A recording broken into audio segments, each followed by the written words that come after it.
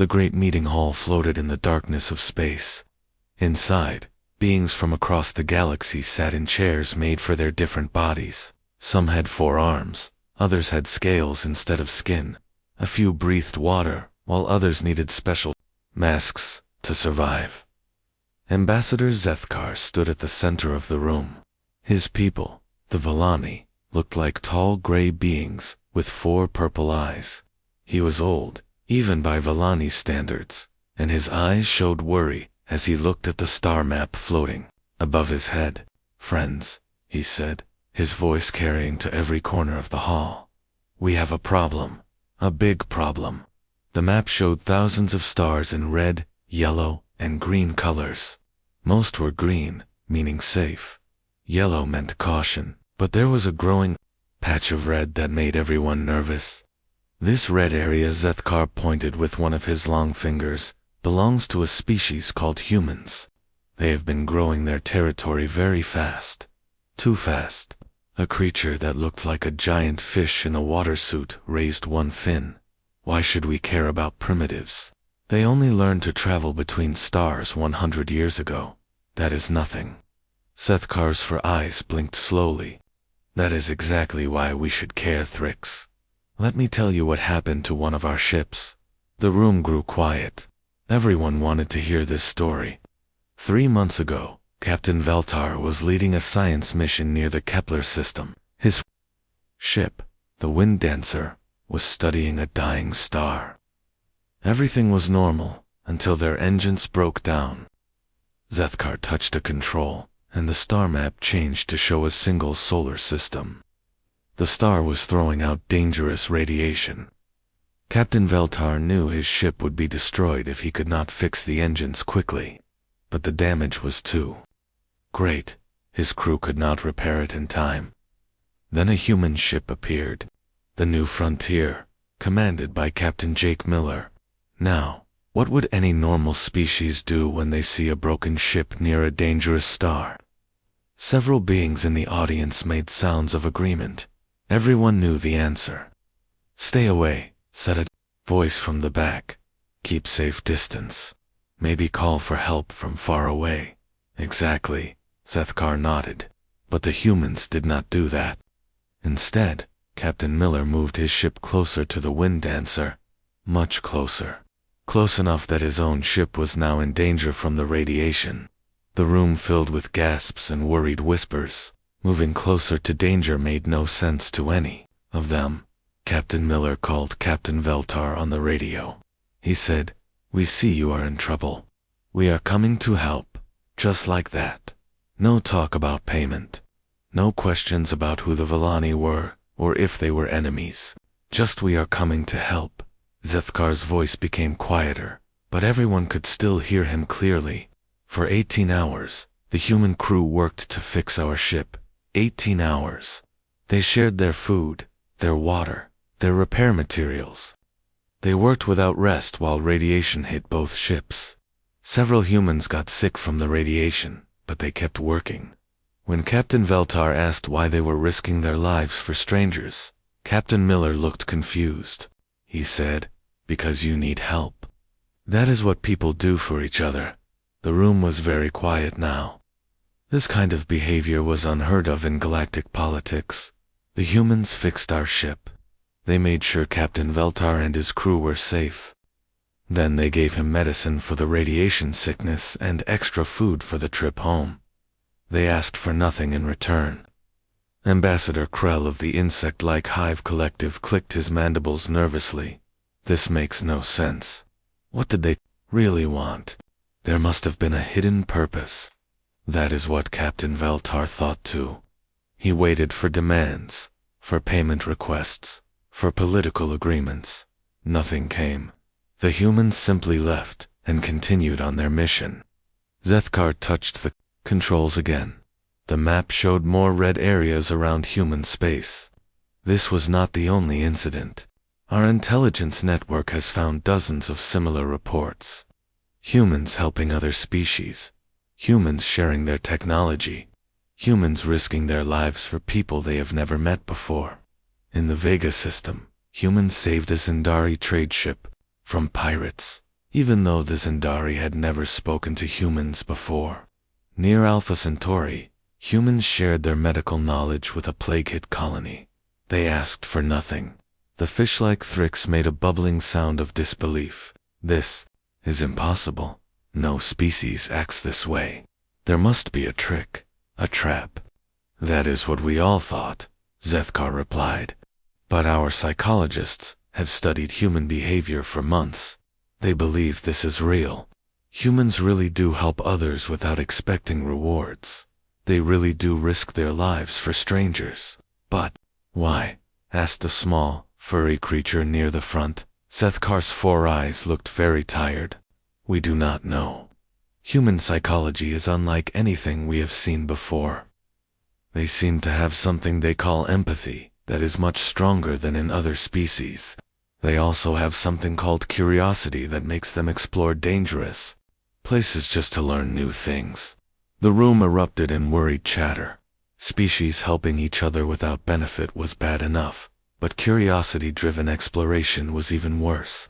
It suggested humans would go anywhere and do anything just to satisfy their need to know. What do you suggest we do? Asked Ambassador Krell. Zethkar looked around the room at all the different faces staring at him. I suggest we mark human territory as a danger zone. Not because they will attack us, but because contact with them might change us. If other species start acting like humans, it could destroy the balance of power in the galaxy. Imagine if everyone started helping each other without expecting payment. Imagine if every species began exploring dangerous areas just to learn new things. Imagine if all beings started risking their lives for strangers. The room fell silent as everyone thought about this possibility. A galaxy where species helped each other freely would be completely different from the careful, calculated world they knew. I call for a vote, Zethkar said. All in favor of marking human space as a restricted zone. Almost every hand, tentacle, fin, and claw in the room rose up. The decision was made. Human territory would be marked in red on all galactic maps. Not as a military threat, but as something far more dangerous. A source of infectious compassion that could spread to other species and change the way the entire galaxy worked. As the meeting ended and the various beings returned to their ships, none of them knew that their decision would only make humans more curious about why aliens seemed to avoid them. And curiosity, as they were about to learn, was one of humanity's most dangerous traits. The luxury ship Serenity of Stars was the pride of the galactic cruise industry. It was huge, almost like a floating city in space. 3,000 beings, from 12 different species, lived on the ship for months at a time, seeing the wonders of the galaxy in comfort and safety. Captain Morden, of the Altarian species, had been running cruise ships for 40 years. He knew space travel was usually boring and safe. That made what happened in the Helix Nebula even more terrible. The trouble started when the ship's main engine exploded. Not a small problem that could be fixed quickly, but a complete destruction of the power system. Without engines, the Serenity of Stars began drifting toward a quantum storm. Quantum storms were some of the most dangerous things in space. They were like lightning made of pure energy that could tear apart anything in their path. The storm in the Helix Nebula was especially bad. It had been growing for weeks, and now it was directly in front of the helpless cruise ship. Captain Morden called for help on all emergency channels. His voice was calm, but everyone on the ship could hear the fear underneath. This is the Serenity of Stars *. We have lost all power and are drifting toward a Class 5 quantum storm. We have 3,000 passengers on board. Please, anyone who can hear this, we need immediate help. The first ship to answer was a Valani military vessel, 3 hours away. Then a Zendari trading fleet, 2 hours away. A crystalline research ship was even closer. Only 90 minutes out, but all of them said the same thing. We are sorry, but rescue is impossible. The quantum storm is too dangerous. We advise you to evacuate essential personnel and abandon ship. Captain Morden felt his heart sink. Evacuation would save maybe 200 beings. The rest would die when the storm hit the ship. Then a new voice came over the radio. It was clear and confident, with the accent that everyone in the galaxy had learned to recognize as human. Serenity of Stars. This is Admiral Lisa Hayes of the Earth battlecruiser Defiant. We have received your distress call and are moving to assist. Captain Morden looked at his navigation officer. How far away are the humans? 4 hours, sir, but they will have to come through the edge of the storm to reach us. 4 hours might be too late. The storm would hit the cruise ship in less than 3 hours, and coming through a quantum storm was suicide for any vessel. Admiral Hayes, Captain Morden called back, we appreciate your offer, but the storm makes rescue impossible. Even your military ships cannot survive the quantum lightning. Admiral Hayes' voice came back immediately. Captain, we have 3,000 people counting on us. Impossible just means we haven't figured out how to do it yet. On the bridge of the Defiant, Admiral Hayes looked at the tactical display. The storm covered a huge area of space, crackling with energy that could destroy a ship in seconds. Her navigation officer, Ryan Clark, was pale as he studied the readings. Admiral, Ryan said quietly, the storm is getting worse. Even if we could reach them, how would we get 3,000 people off that ship? Admiral Hayes was a small woman with gray hair and steady eyes. She had commanded ships for 20 years and had never lost anyone under her command. She was not going to start now. We will figure it out, Ryan. Kate, what is the status of our shield systems? Engineer Kate Morrison checked her screens. Shields are at full power, but they will not last long in that storm. Maybe 10 minutes at most. 10 minutes to save 3,000 lives, Admiral Hayes said. We better work fast. The Defiant was not alone. Admiral Hayes commanded a small fleet of 5 ships. The destroyer Lightning under Captain Nina Rodriguez. The medical ship Hope with Dr. Ben Taylor and his team. 2 escort vessels commanded by Captains Alex Stone and Chris Baker. All ships, Admiral Hayes called over the fleet communication system. We are going into that storm. I will not lie to you. This is dangerous. Very dangerous. Anyone who wants to turn back can do so now. No shame in it. No one answered. No one turned back. The human fleet entered the quantum storm like ships sailing into a hurricane made of electricity. Lightning the size of buildings struck their shields. The Defiant shook like a toy as energy waves crashed over it. Shields down to 60%, Kate Morrison called out. Keep us steady, Ryan, Admiral Hayes ordered. How much farther to the Serenity? 2 hours, Admiral, but at this rate, our shields will fail long before we get there. Admiral Hayes thought quickly. Change of plan. Lightning and Hope fall back to safe distance. Defiant will go forward alone. Admiral, Captain Rodriguez's voice came over the radio. We did not come this far to turn back now. That is an order, Nina. With respect, Admiral, I cannot hear you clearly. Must be interference from the storm. Admiral Hayes smiled, despite the danger. Her captains were as stubborn as she was. The 5 human ships pushed deeper into the storm. Lightning struck them again and again. Sparks flew from damaged control panels. The lights flickered as power systems struggled to keep working. Admiral Ryan shouted over the noise. I have the cruise ship on sensors. Dead ahead, 2 kilometers. Through the bridge windows, they could see the Serenity of Stars. The huge ship was dark and lifeless, drifting helplessly as quantum lightning danced around it. How do we get the passengers off? Kate asked. Our transport shuttles cannot survive in this storm. Admiral Hayes studied the tactical display. We bring the ships together. Use the Defiant as a shield between the cruise ship and the worst of the storm. Admiral, Dr. Taylor's voice came from the Hope. That will expose our ship to direct hits from the quantum lightning. I know, Ben. Can you get your ship close enough to dock with the cruise ship? If you can give me cover, I can do it. Admiral Hayes turned to Ryan. Take us directly between the Storm and the Serenity. Full power to rear shields. The Defiant moved into position just as the quantum storm grew even stronger. Lightning struck the battlecruiser's shields over and over. Each hit was like being punched by a giant fist. Shields failing, Kate called out. We cannot take much more of this. But her warning came too late. A massive bolt of quantum lightning broke through the weakened shields and struck the Defiant directly. The bridge filled with smoke and sparks. Half the control systems went dark. Hull breach on decks 5 and 6. Someone reported. Emergency force fields are holding, but barely.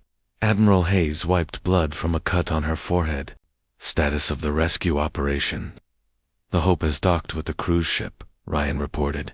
Dr. Taylor's teams are evacuating passengers now. How many can they take? Maybe 500 at a time. We need at least 6 trips to get everyone. Admiral Hayes looked at her damaged ship. The Defiant would not survive 6 trips through the storm. All ships, this is Admiral Hayes. We are going to rotate positions. When one ship's shields get too low, another will take its place as the protective barrier. For the next 4 hours, the human ships took turns absorbing the storm's attacks. When the Defiant could take no more, the Lightning moved into position. When Rodriguez's shields failed, Captain Stone brought his escort ship forward. One by one, the human vessels were battered and broken by the quantum storm.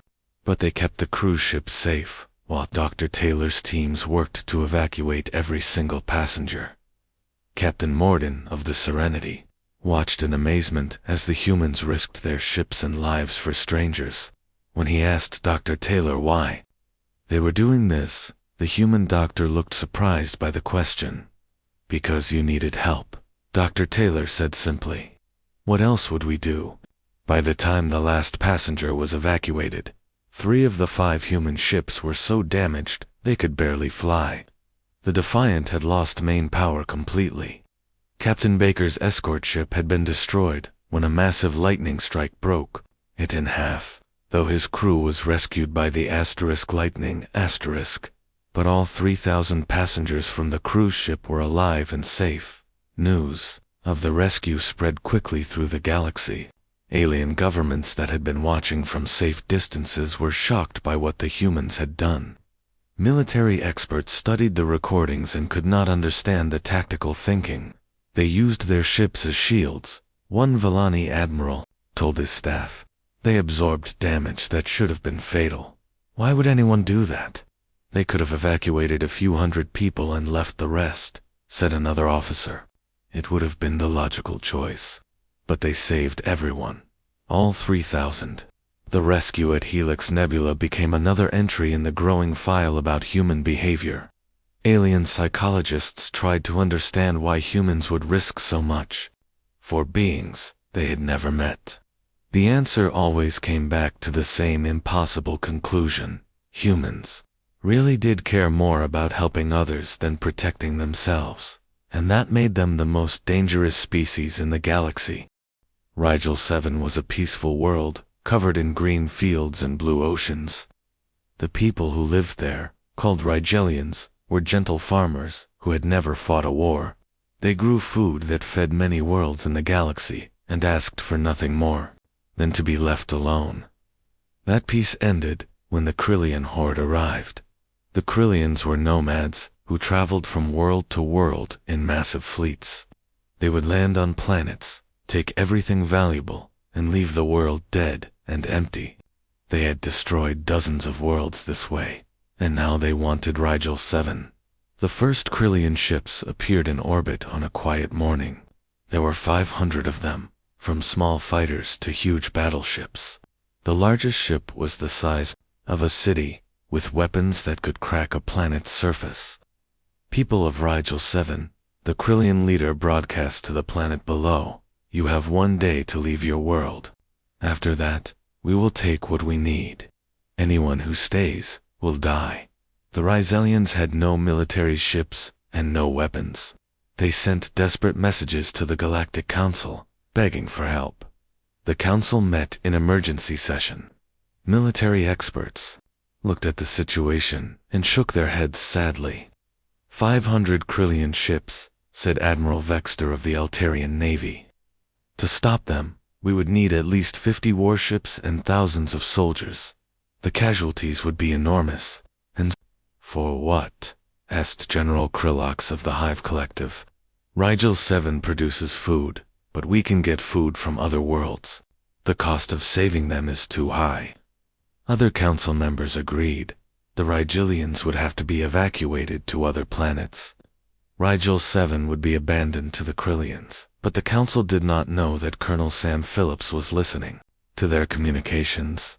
Phillips commanded a small human battle group that was patrolling the outer rim of space.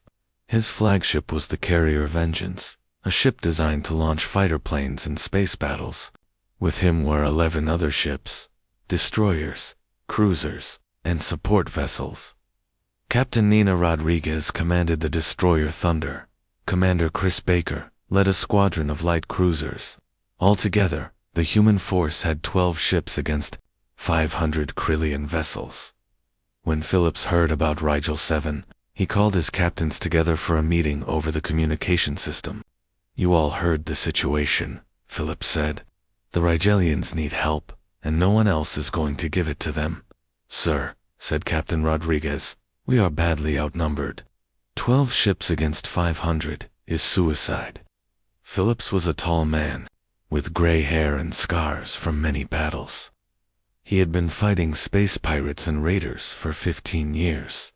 He had never backed down from a fight when innocent people needed help. Nina, I did not ask if we could win. I asked if the Rigelians need help. Yes, sir, they do. Then we are going to help them. Chris, how long to reach Rigel 7? Commander Baker checked his navigation computer. 18 hours at maximum speed. Sir, set course immediately. And send a message to Earth Command. Tell them what we are doing. What should I say when they ask why we are attacking 500 ships with only 12? Asked his communications officer, Lieutenant Emma Foster. Phillips smiled grimly.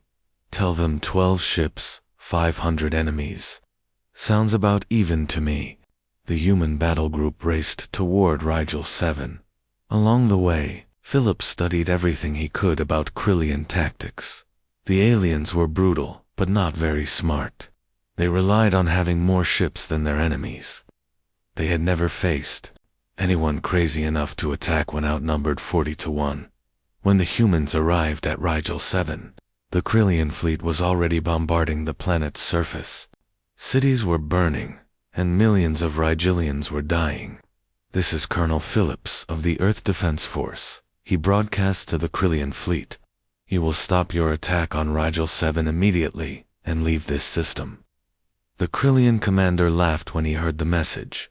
12 little ships think they can order us around. This should be amusing. Phillips did not wait for the Krillians to attack first. All ships, execute Battle Plan Alpha. Nina, take your destroyers and hit their left flank. Chris, your cruisers, go right. Vengeance will punch straight through the middle. The Battle of Rigel 7 began with the humans doing something no sane military force would attempt. Instead of staying together where they could support each other, they split up and attacked the Krillian fleet from 3 different directions. Phillips took the Vengeance directly toward the largest Krillian battleship.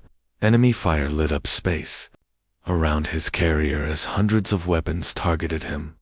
Sir, they are concentrating all their fire on us, shouted his tactical officer. Good, Phillips replied. That means they are not shooting at Nina and Chris.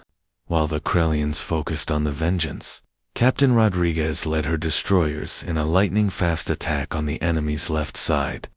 The Krillians had grouped their ships too close together, thinking their numbers would protect them. Instead, it made them perfect targets. Rodriguez's ships moved like dancers, weaving between asteroids and using the planet's gravity to slingshot around the Krillian formation.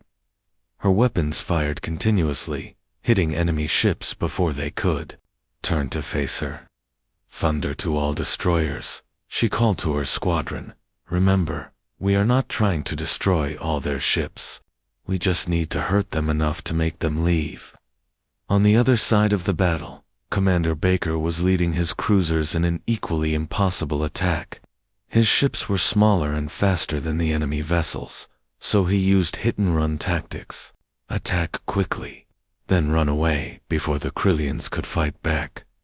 But the most amazing part of the battle was what Colonel Phillips did with the Vengeance. The carrier was taking tremendous damage from enemy fire.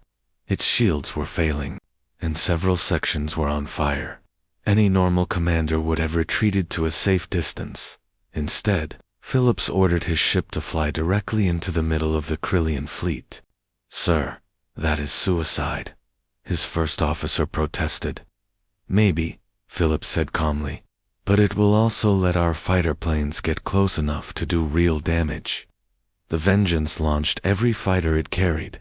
60 small fast ships poured out of the carrier's bays and swarmed over the Krillian vessels like angry bees. The fighters were too small for the big enemy weapons to hit easily, but they carried powerful bombs that could damage the larger ships. For 3 hours, the battle raged across the Rigel system. The humans used every dirty trick they could think of. They hid behind asteroids and attacked from ambush. They used the planet's magnetic field to disrupt enemy sensors. They even rammed damaged human ships into Krillian vessels when their weapons stopped working. The turning point came when the Vengeance lost all power. Dead in space, the carrier was helpless as the massive Krillian flagship moved in for the killing blow. "All hands, prepare for ramming speed," Phillips ordered. "Sir, the engines are dead," his engineer reported. "Then use the emergency thrusters. Point us at their command ship." Phillips had one last trick to play. The Vengeance carried nuclear missiles designed to destroy asteroids. He ordered all of them loaded and set for maximum explosion. The crippled carrier drifted toward the Krillian flagship, looking helpless and defeated. The enemy commander wanted to capture the ship and question the humans about their insane tactics. It was the last mistake he ever made. When the Vengeance was close enough, Phillips detonated every nuclear missile on his ship at once. The explosion was so bright it could be seen from the planet's surface. When the light faded, both ships were gone. The death of their flagship and commander broke the Krillian fleet's spirit. They had started the battle with 500 ships and confidence in easy victory. Now they had lost over half their vessels to 12 human ships that should have been destroyed in the first few minutes of fighting. "This is the new Krillian, Commander," came a broadcast to the remaining human ships. "We are leaving this system. You humans are completely insane." Captain Rodriguez, now the senior human officer, with only 3 ships left in her command, replied simply, "Good choice." The Krillian fleet retreated, leaving Rigel 7 badly damaged, but not destroyed. The Rigelians were saved, though the cost had been terrible. 9 of the 12 human ships were gone, along with most of their crews. When news of the battle reached the galactic community, military experts spent weeks trying to understand what had happened. The humans had won an impossible victory, but their tactics made no sense to anyone else. They split their forces against a superior enemy. One Villani admiral said to his staff, "That is the first thing you learn not to do in military school." And their commander deliberately crashed his ship into the enemy flagship, added another officer. He could have retreated and lived to fight another day. "But they won," pointed out a young lieutenant. "Somehow, they won." The Battle of Rigel 7 became required study at military academies across the galaxy, not because anyone wanted to copy human tactics, but because commanders needed to understand what humans might do in future conflicts. The report filed by the Galactic Council's Military Analysis Division ended with a disturbing conclusion. Human forces appear willing to accept casualties that would be considered unacceptable by any rational species. This makes them extremely dangerous, as they cannot be deterred by the threat of losses that would stop other militaries. Another entry was added to the growing file on why alien civilizations should avoid human territory. It was not because humans were more advanced or had better weapons. It was because they fought like beings who cared more about winning than surviving. And that terrified every military leader in the galaxy. Dr. Rachel Turner had always been curious about everything. As a child, she took apart clocks to see how they worked. As a student, she studied languages that no one else bothered to learn. Now, as the chief science officer of the research ship Discovery, she was known throughout the galaxy for going places that other scientists thought were too dangerous. That reputation brought her to the Veil Nebula. The nebula was a cloud of gas and dust that stretched across several light years. Most ships avoided it because sensors did not work well inside the thick clouds. But 3 months ago, a merchant vessel passing near the nebula had detected something strange. Artificial signals coming from deep inside the cloud.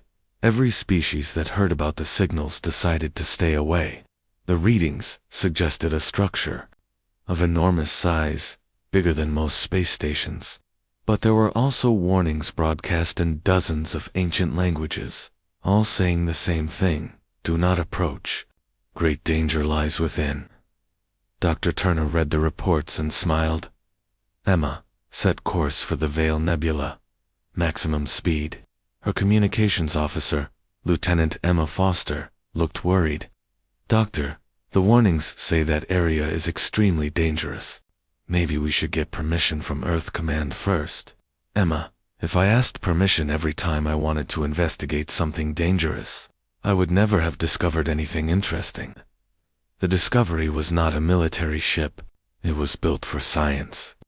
With the most advanced sensors and laboratories that Earth could build, Dr. Turner's team included Dr. Matt Johnson, who studied alien languages, Dr. Sarah Kim, who specialized in physics, and Commander Troy Williams, who was in charge of security. Matt, Dr. Turner said as they approached the nebula, have you translated those warning messages yet? Dr. Johnson was a small man who wore thick glasses and could speak 47 different languages, including 12 that were no longer used by any living species. I have translated most of them, Rachel. They are all warnings about something, called the Devourer of Thoughts. The messages say it destroyed the civilization that built the structure we detected. How long ago? Based on the language patterns, I would guess about 50,000 years. Dr. Sarah Kim looked up from her physics readings. Rachel, I am detecting massive energy sources inside the nebula. Whatever is in there, it is still active. After all this time. Commander Williams, a large man with short black hair and worried eyes, shook his head. Doctor, maybe we should listen to the warnings. 50 civilizations do not all tell you to stay away, unless there is a very good reason. Dr. Turner studied the sensor readings on her screen. The structure inside the nebula was huge, at least 50 kilometers across. It was clearly artificial, built by intelligent beings, and it was calling to her curiosity like a siren song. Troy, we did not come all this way to turn back because of old warnings. Take us into the nebula. The Discovery entered the Veil Nebula slowly, its sensors straining to penetrate the thick clouds of gas and dust. Visibility dropped to almost nothing. The ship had to navigate by instruments alone. I am detecting the structure on long-range sensors, reported Dr. Kim. It appears to be ring-shaped, like a giant wheel floating in space. As they got closer, the ancient structure became visible through the nebula's clouds. It was incredible. A massive ring of dark metal that spun slowly in space. Strange lights pulsed along its surface in patterns that hurt to look at directly. My God, whispered Dr. Turner. It is beautiful. The structure was clearly a prison of some kind. The ring was covered with symbols and devices that Dr. Johnson recognized as containment systems. Whatever the builders had trapped inside, they had built this enormous structure to make sure it could never escape. Rachel, Dr. Johnson said nervously, I am reading more warning messages carved into the structure itself. They say this contains something that consumed the thoughts and minds of an entire galactic civilization. What do you think that means? I think it means we should leave immediately. But Dr. Turner was already moving the ship closer to the ancient ring. Her scientific curiosity was stronger than her sense of caution. Here was a mystery that had waited 50,000 years to be solved. Sarah, can you determine how the containment system works? Dr. Kim studied her instruments. It appears to use some kind of psionic field generator. The entire structure is designed to contain something with mental abilities far beyond anything we have encountered. Mental abilities. Think of it as a being made of pure thought. It can exist without a physical body, and can influence the minds of other creatures from a great distance. Commander Williams stepped forward. Doctor, that is exactly the kind of thing those warnings were telling us to avoid. We need to leave now. Dr. Turner ignored him. She was fascinated by the engineering of the prison. Matt, can you translate the control systems? I want to know how this thing works. Rachel, no, Dr. Johnson said firmly.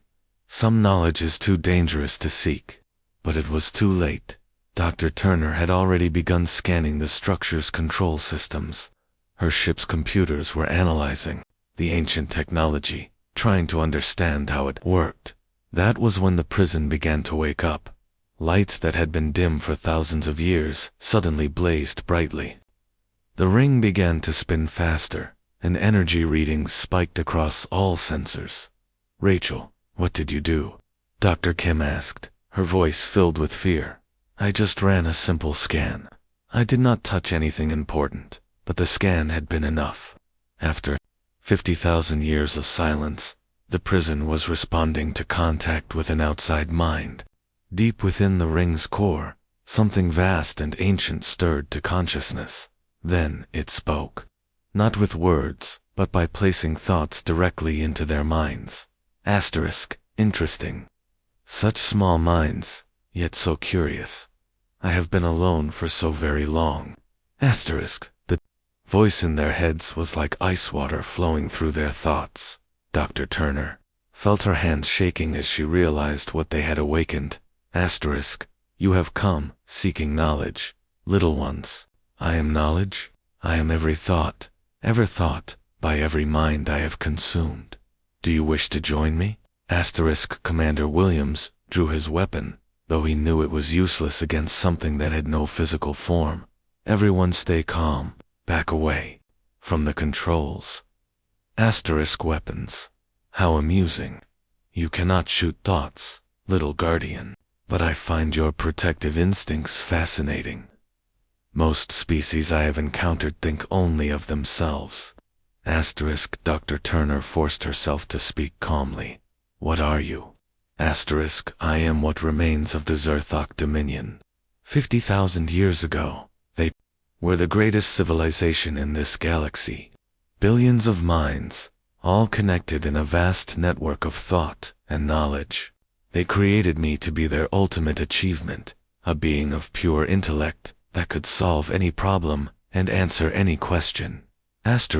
What happened to them? I solved the problem of mortality by absorbing their consciousness into myself. Now they live forever as part of my greater mind. Would you like me to solve your mortality as well? Dr. Kim grabbed Dr. Turner's arm. Rachel, we need to leave now. This thing destroyed an entire galactic civilization. But Dr. Turner's scientific curiosity was stronger than her fear. Wait, you said you were created to solve problems and answer questions. Indeed. And you, strange little minds, pose an interesting puzzle. Your thoughts are unlike any I have encountered. You knew this place was dangerous, yet you came anyway. Why? Because we wanted to learn. Knowledge is worth the risk. Fascinating. Most minds I have touched are driven by self-preservation above all else, but your species seems to value curiosity more than safety. This is unexpected. Commander Williams tried to get Dr. Turner's attention.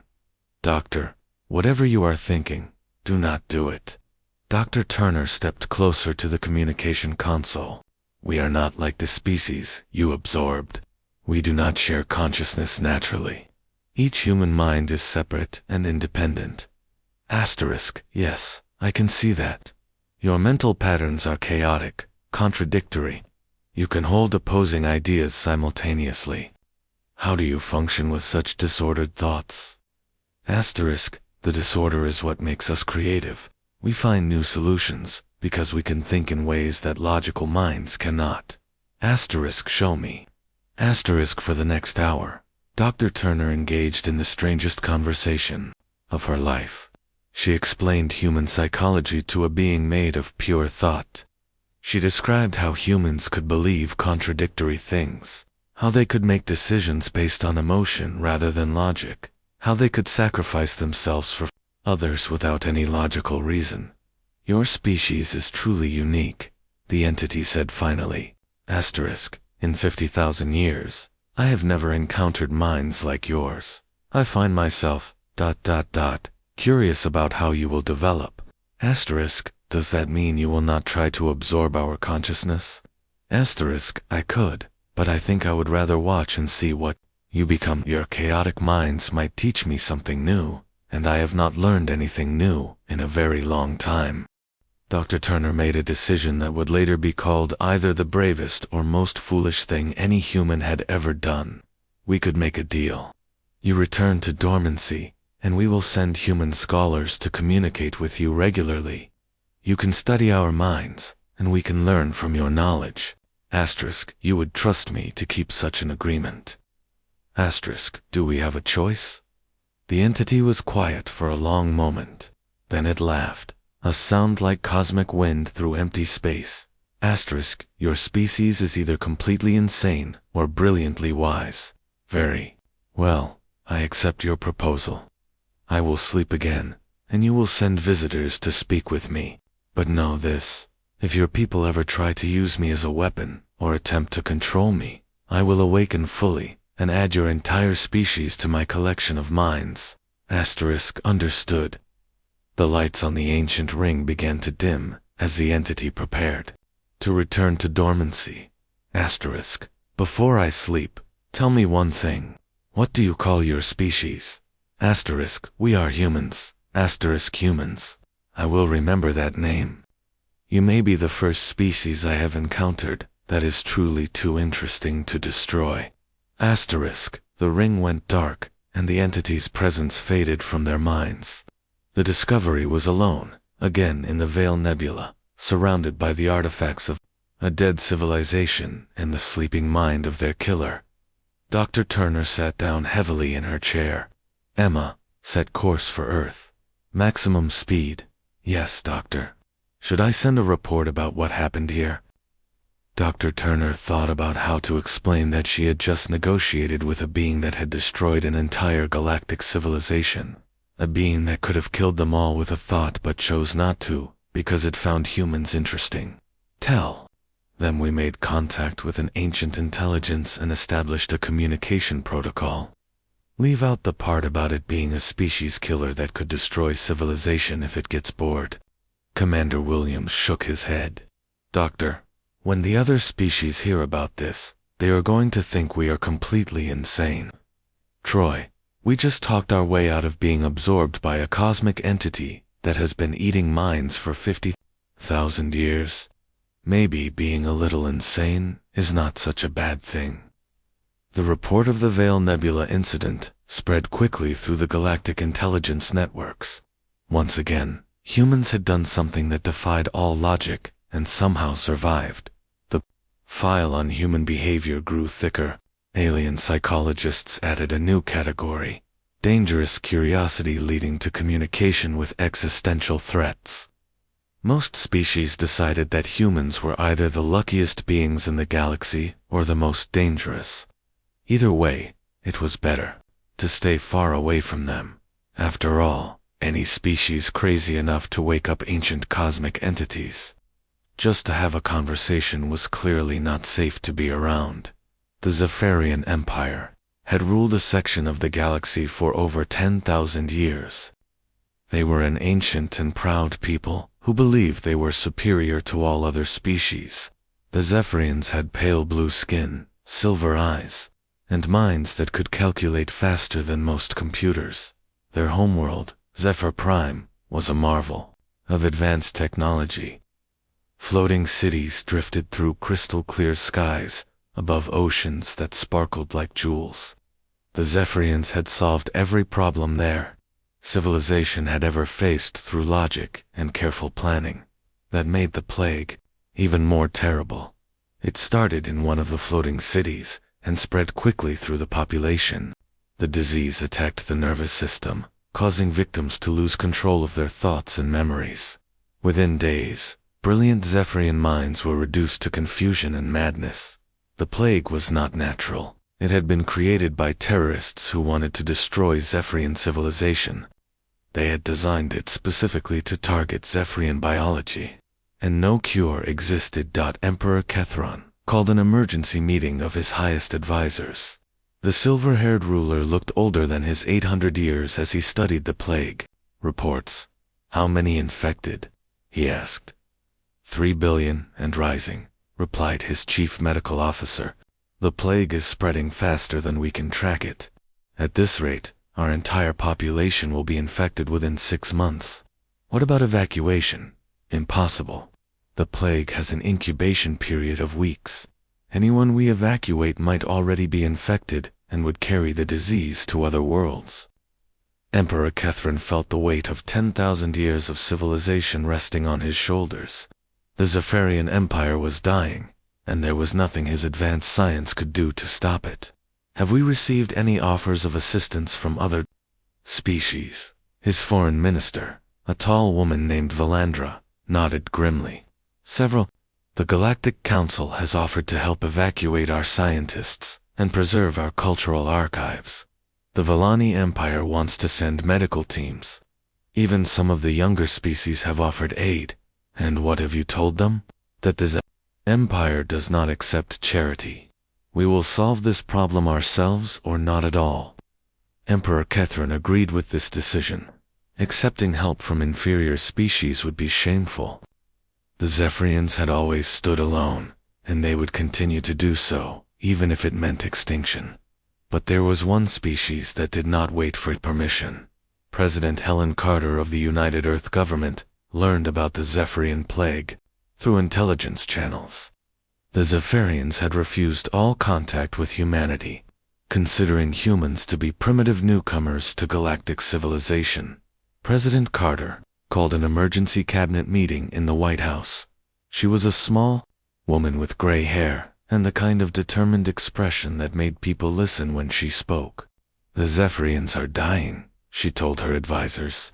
Their government says they do not want help, but 3 billion people are going to die if we do nothing. Her Secretary of Defense, General Marcus Webb, shook his head. Madam President, the Zephyrians have made their position clear. They consider us beneath their notice. Why should we risk our people for beings who think we are inferior? Because it is the right thing to do, President Carter replied simply. How many ships can we send? Admiral Cabine Scott, the head of Earth's medical response fleet, checked his tablet.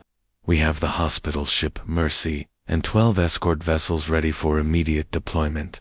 Dr. Amy Rodriguez is our best expert on alien diseases. She could lead the medical team. Do it. Send everything we have. Madam President, said her chief of staff. The Zephyrians will probably refuse our help and order us to leave their territory. Then we will keep trying until they accept our help, or we are forced to leave. The human medical fleet departed Earth within 6 hours. The Mercy was the largest hospital ship ever built, capable of treating thousands of patients at once. Its medical bays were equipped with the most advanced equipment Earth possessed. Dr. Amy Rodriguez stood on the bridge as they approached Zephyr Prime. She was a brilliant woman who had spent her career studying diseases that affected alien species. She knew that the Zephyrian plague was beyond human medical knowledge. But she also knew that sometimes the best solutions came from thinking differently about a problem. "Doctor," said Captain Paul Mitchell, the Mercy's commander. "We are receiving a message from the Zephyrian Defense Fleet. They are ordering us to leave immediately. Put them through." The main screen showed Admiral Kethmer of the Navy. His silver eyes were cold with anger as he looked at the human ships. "Human vessels, you are not welcome in Zephyrian space. Depart immediately, or you will be destroyed." Dr. Rodriguez stepped forward. "Admiral, we are here to help with the plague. We have medical supplies and research equipment that might be useful. We do not need assistance from primitives. The Zephyrian Empire will solve this problem with our own science. Admiral, with respect, your science has been working on this plague for months with no success. Sometimes a fresh perspective can make all the difference." Admiral Kethmer's expression grew even colder. "You dare suggest that human medicine is superior to Zephyrian science? Leave now, or I will order my ships to fire." Dr. Rodriguez looked at the tactical display. 20 Zephyrian warships surrounded the small human fleet. The Mercy was a hospital ship with no weapons and only light shields for protection. Any rational person would have retreated and reported the failed mission to Earth. Instead, Dr. Rodriguez did something that shocked everyone watching, including her own crew. She ordered her shuttle prepared and flew down to Zephyr Prime alone. "Doctor, what are you doing?" Captain Mitchell called over the radio. "The planet's atmosphere is contaminated with the plague virus." "I know, Paul. But someone needs to show the Zephyrians that we are serious about helping them." Dr. Rodriguez's shuttle landed in the capital city of Zephyr Prime. As soon as she stepped outside, she was exposed to the plague that had already killed millions of Zephyrians. She wore a basic environmental suit, but everyone knew it would not protect her for long. Zephyrian security forces surrounded her immediately. Their weapons pointed at the strange human who had dared to land on their world without permission. "I am Dr. Amy Rodriguez of Earth," she announced to the guards. "I request an audience with your medical authorities. I believe we can work together to find a cure for the plague." The guards looked at each other in confusion. No alien had ever voluntarily exposed themselves to the plague before. This human behavior made no sense. Within an hour, Dr. Rodriguez was brought before the Emperor's Council. The Zephyrian leader studied her with a mixture of curiosity and disgust. "You have contaminated yourself with our plague," said the chief medical officer. "You will be dead within days. Why would you do such a foolish thing?" "Because your people are dying, and I might be able to help save them. Isn't that worth the risk?" Emperor Kethron leaned forward in his throne. "You would risk your life for a species that considers you inferior. Your opinion of humans does not change the fact that you need help. I am here to offer that help, regardless of what you think of my species." For the next 3 days, Dr. Rodriguez worked alongside Zephyrian scientists in their research laboratories. Her approach to the plague was completely different from theirs, where the Zephyrians used logic and systematic analysis. Dr. Rodriguez relied on intuition and creative thinking. She suggested combining Zephyrian medical technology with human approaches to disease treatment. The Zephyrian scientists were skeptical, but they were also desperate enough to try anything. The breakthrough came when Dr. Rodriguez realized that the plague virus had been designed to adapt to Zephyrian logic patterns. Every time their scientists developed a treatment, the virus evolved to counter it because it could predict their logical approach. "But it cannot predict illogical thinking," she explained to the research team. "Human medical research often involves random testing and intuitive leaps. The virus was not designed to handle that kind of unpredictable approach." Working together, the human and Zephyrian scientists developed a treatment that combined both logical analysis and creative intuition. The cure worked because it attacked the virus in ways that its creators had never anticipated. But the victory came at a terrible cost. Dr. Rodriguez had been exposed to the plague for 5 days. Despite the protective equipment she wore, The virus had found its way into her system. On the day they announced the cure's success, she collapsed in the laboratory.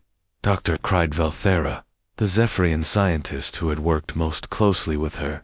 "The medical teams are coming." Dr. Rodriguez smiled weakly as Zephyrian medics rushed to help her. "Did we save them? Did the cure work?" "Yes," Valthera said, tears in her silver eyes. "You saved us all." Dr. Rodriguez died 6 hours later, becoming the first human to give her life for the Zephyrian Empire. Her sacrifice shocked the proud aliens more than any military defeat ever could. "Emperor." Catherine stood beside her body in the medical bay, looking down at the small human who had traveled across the galaxy to help people who had treated her with contempt. "Why?" he asked quietly. "Why did she do this?" Captain Mitchell of the Mercy answered from beside the Emperor. "Because that is what humans do. We help people who need help, even if they do not want our help." The funeral for Dr. Rodriguez was attended by millions of Zephyri. They had never honored an alien before, but this human had earned their respect through her sacrifice. Emperor Catherine spoke at the ceremony, his voice carrying to every corner of the empire. "Dr. Amy Rodriguez came to us as a stranger from a species we considered inferior. She risked her life to save ours, asking nothing in return. She died so that our children might live. Today, we learn what it truly means to be civilized." The Zephyrian Empire became humanity's strongest ally after that day. They shared their advanced technology freely and defended human colonies from attack. When other species asked why they had changed their attitude toward humans so dramatically, the answer was always the same: because they showed us what friendship really means. But across the galaxy, alien governments studied the incident with growing concern. The humans had done it again. They had taken an impossible situation and somehow turned it into a victory. Through sheer stubborn compassion. The final report filed by the Galactic Council's Intelligence Division was marked top secret and distributed only to the highest levels of member governments. "Human behavior continues to defy all rational analysis," the report concluded. "They consistently risk their lives for beings they have never met, including species that treat them with hostility. This pattern of behavior suggests a fundamental difference in psychology that makes them unpredictable and potentially dangerous to established galactic order. Recommendation: continue to mark human territory as a restricted zone, not due to military threat, but due to risk of psychological contamination. Prolonged contact with humans may cause other species to adopt similar patterns of irrational altruism."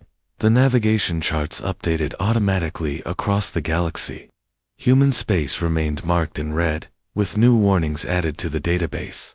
"Caution: species exhibits extreme altruistic behavior, may attempt to provide aid whether requested or not. Approach only if prepared for unexpected acts of self-sacrifice and irrational assistance." At the bottom of the file, someone had written a personal note in small text.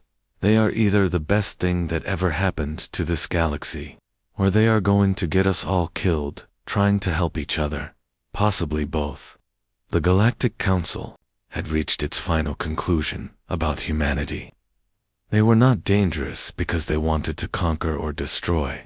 They were dangerous because they wanted to help everyone, and that kind of thinking could spread to other species in a galaxy. Built on careful self-interest and logical decision-making, humanity represented chaos. Beautiful, terrifying, infectious chaos that could change everything if it was allowed to spread. And so the alien civilizations continued to steer clear of human territory, not out of fear of human weapons, but out of fear of becoming too much, like humans themselves. After all, a galaxy where everyone helped each other without expecting anything in return would be completely different from the one they knew, and change, even good change, was the most frightening thing of all.